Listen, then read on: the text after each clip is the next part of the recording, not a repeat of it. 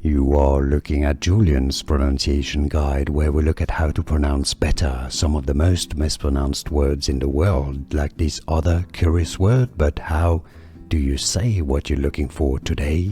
We are looking at how to pronounce and how to say the number 69 in French. And any meaning that this number may have in your language, well, it has the same in French as well. So that works too. This is how you spell out 69 in French.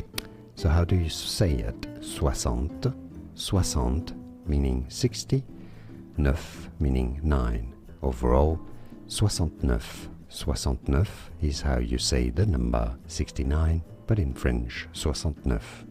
And now you know. Like this video if you find it useful. I much appreciate your support. It helps me making more of these and more videos indeed about how to learn more correct French pronunciations. Thanks for watching. Merci.